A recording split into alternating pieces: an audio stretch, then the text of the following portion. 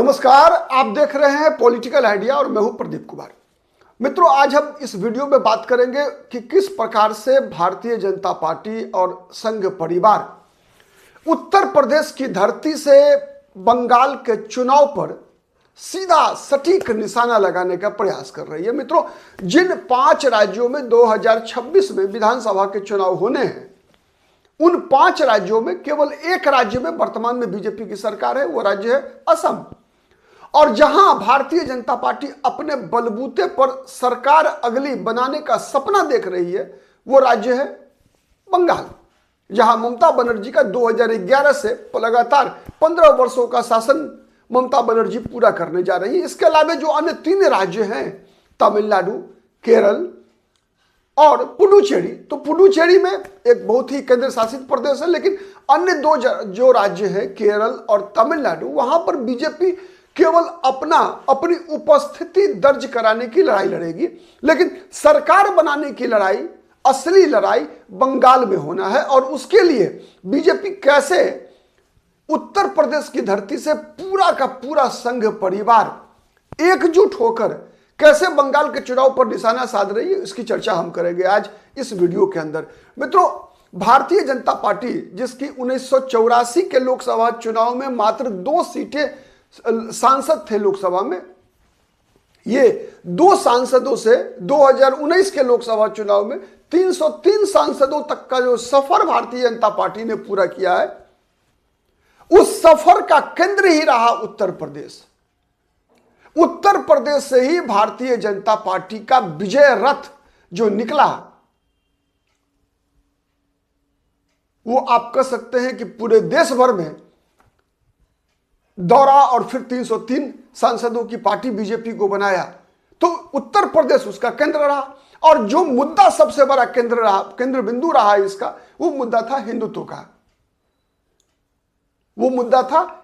का। और जो रणनीति रही वो था मुसलमानों के खिलाफ ध्रुवीकरण का।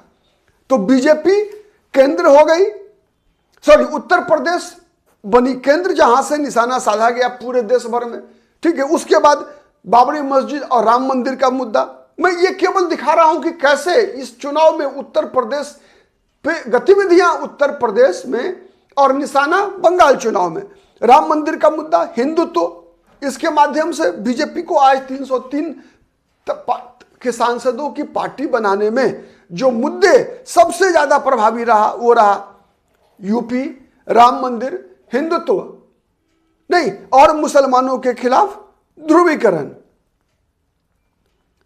अब वही सब काम किस प्रकार से उत्तर प्रदेश में किए जा रहे हैं, वैसे उत्तर प्रदेश में 2027 में भी चुनाव, उत्तर प्रदेश में भी 2027 में विधानसभा चुनाव होने हैं। तो एक तीर से 2 निशाना साधेगा। बंगाल चुनाव पर तत्कालिक निशाना साधेगा, और लंबी लड़ाई जो है वहां, चूंकि उत्तर प्रदेश में भी आप देखेंगे पीडीए के सहारे अखिलेश यादव ने एक बड़ी चुनौती पेश किया है बीजेपी के समक्ष, तो उसे भी बीजेपी को उससे भी लड़ना है। तो इसीलिए उत्तर प्रदेश ही वो सेंटर बन रहा है जहां से बंगाल चुनाव पर भी निशाना सधेगा। और बंगाल में तो सधेगा ही, बंगाल में की लड़ाई है तो बंगाल में तो लड़ी ही जाएगी। लेकिन कैसे उत्तर प्रदेश में, तो अब देखिए, सबसे पहला एसआईआर चल रहा है। एसआईआर 12 राज्यों में चल रहा है, बिहार में पूरा हो चुका है। अब एसआईआर जब चल रहा है, वहां पर उसी समय में बीजेपी ने, योगी आदित्यनाथ की सरकार ने डिटेंशन सेंटर बनाने का प्रस्ताव पास कर दिया है कि 17 महानगर पालिकाओं में डिटेंशन सेंटर बनाने की तैयारी शुरू कर दी गई। और ये डिटेंशन सेंटर किसके लिए होगा? तो बांग्लादेशी घुसपैठियों के लिए डिटेंशन सेंटर। ठीक है, और उतना ही नहीं, आप देखिए कि बांग्लादेशी घुसपैठ, ये 17 म्यूनिसिपैलिटी को ये आदेश दे दिया गया है कि आप हर घर सर्वे करके बांग्लादेशी घुसपैठियों को पकड़िए। अब इस पर जो हंगामा बरपेगा उसका, चूंकि बांग्लादेश से आए हुए घुसपैठ, यार बांग्लादेश का मुद्दा सबसे बड़ा मुद्दा कहां बनता है? बंगाल में। क्यों बनता है? उसके कई कारण हैं कई, एक तो भारत की राजनीति में भी बांग्लादेश से घुसपैठ लगभग 20 वर्षों से मुद्दा बनता रहा है, लेकिन पिछले वर्ष जिस प्रकार से बांग्लादेश में शेख हसीना वाजिद की सरकार को अपदस्थ करने के बाद जिस प्रकार से बांग्लादेश में हिंदुओं के खिलाफ नफरती एक्शंस वहां लिए गए, जिस प्रकार की कार्रवाइयां हुई, जिस प्रकार से हिंदुओं को वहां से पलायन करना पड़ा, उसका असर तो बंगाल की राजनीति पर भी पड़ रहा है। तो बांग्लादेशी घुसपैठियों के सहारे मुसलमानों के खिलाफ ध्रुवीकरण के लिए यह डिटेंशन सेंटर का मुद्दा, यह 17 महानगर पालिकाओं को बांग्लादेशियों को ढूंढ ढूंढ कर निकालने का मुद्दा केवल उत्तर प्रदेश की राजनीति को नहीं बल्कि उत्तर प्रदेश से अधिक बंगाल की राजनीति को प्रभावित करने का मामला बन रहा है। दूसरा मामला बन रहा है बाबरी मस्जिद, राम जन्मभूमि। अगर आज भारतीय जनता पार्टी पूरे देश भर के अंदर एक बड़ी ताकत बनकर उभरी है, 2 सांसदों की पार्टी से 303 तक पहुंची है, तो बहुत बड़ा कारण रहा राम जन्मभूमि के आंदोलन के इर्द गिर्द ही, जो मैंने बताया, इर्द गिर्द ही तो ये मुसलमानों के खिलाफ ध्रुवीकरण और हिंदुत्व की राजनीति परवान चढ़ी। और अभी जिस प्रकार से बाबरी मस्जिद का मुर्शिदाबाद में जो टीएमसी के बागी सांसद, अब बागी कहना चाहिए चूंकि टीएमसी ने निकाल दिया है, हुमायूं कबीर के द्वारा बाबरी मस्जिद का पुनर्निर्माण करने की बात आई, उसके बाद वहां जिस प्रकार से हिंदुत्व की राजनीति से जुड़े बीजेपी के चेहरे, संघ परिवार के चेहरे ने जिस प्रकार की कड़ी बयानबाजी की, कड़ी प्रतिक्रिया व्यक्त की, चाहे वो साध्वी ऋतंबरा हो, चाहे वो उमा भारती रही हो, चाहे वो आचार्य बाबा बागेश्वर धाम धीरेन्द्र कृष्ण शास्त्री रहे हो, ये सब तो पहुंच भी गए थे कोलकाता में गीता पाठ का सामूहिक आयोजन जो किया गया कोलकाता के ब्रिगेड ग्राउंड में, जिसमें कहा जाता है कि 5 लाख से अधिक लोगों की सहभागिता रही। तो इसकी भी रचना उत्तर प्रदेश में ही की गई कि वहां पर गीता पाठ करना है, 5 लाख लोग वहां मौजूद रहेंगे। अब उसकी प्रतिक्रिया में हुमायूं कबीर ने घोषणा की है कि हम भी 1 लाख लोगों के साथ जो है कुरान का पाठ करेंगे।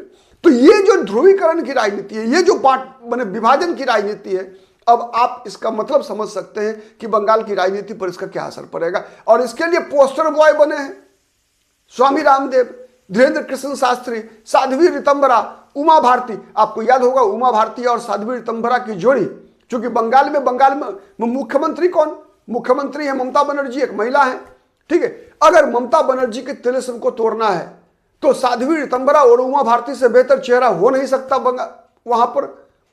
तो इसीलिए साध्वी ऋतंबरा भी मौजूद थी जब कोलकाता के ब्रिगेड ग्राउंड में जो रैली हुई। एक तरफ 6 दिसंबर को वहां बाबरी मस्जिद की आधारशिला रखी जा रही थी मुर्शिदाबाद में, वहीं दूसरी तरफ कोलकाता के ब्रिगेड ग्राउंड में गीता का सामूहिक पाठ हो रहा था 5 लाख लोगों के द्वारा। कृष्णा कृष्णा हरे हरे और गीता घरे घरे, ठीक है। तो ये जो गीता पाठ घरे घरे, ये जो नारेबाजी चल रही थी, आपको क्या इस नारेबाजी में वो प्रतिध्वनि सुनाई नहीं देती 1990 के दशक का, जब राम मंदिर के रथ पर रामलला हम आएंगे, मंदिर जरूर बनाएंगे, उसकी प्रतिध्वनि आपको सुनाई देनी चाहिए।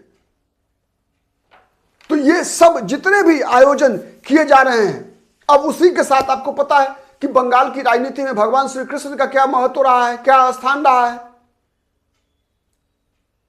रामायण से ज्यादा वहां गीता के प्रति ज्यादा आकर्षण रहा है लोगों का, बंगाली समुदाय का।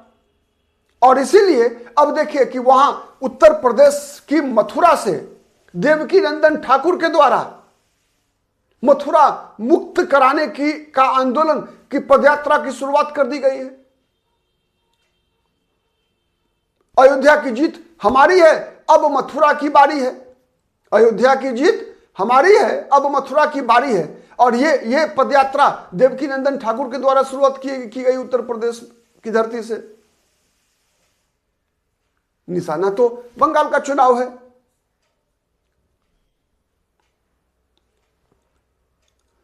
तो इसीलिए कई ऐसे काम उत्तर प्रदेश की राजनीति से, चाहे वो डिटेंशन सेंटर का मामला हो, चाहे बांग्लादेशी घुसपैठियों के विरुद्ध कार्रवाई का मामला हो, चाहे मथुरा मुक्ति के लिए पदयात्रा का मामला हो, चाहे हिंदू राष्ट्र बनाने के लिए पदयात्रा जो आचार्य धीरेन्द्र कृष्ण शास्त्री बागेश्वर धाम के द्वारा किया जा रहा है, इन सब के निशाने पर बंगाल का चुनाव है कि किसी भी तरीके से इस बार भारतीय जनता पार्टी बंगाल में अपनी सरकार बनाने में कामयाब हो सके। आप इन बातों से किस हद तक सहमत हैं, कमेंट करके जरूर बताइएगा। आपको हमारा वीडियो कैसा लगता है, पसंद आता है तो प्लीज लाइक कीजिए, शेयर कीजिए। अब तक यदि पॉलिटिकल आइडिया को सब्सक्राइब नहीं किया है तो प्लीज सब्सक्राइब कीजिएगा। आज के लिए इतना ही, बहुत बहुत धन्यवाद।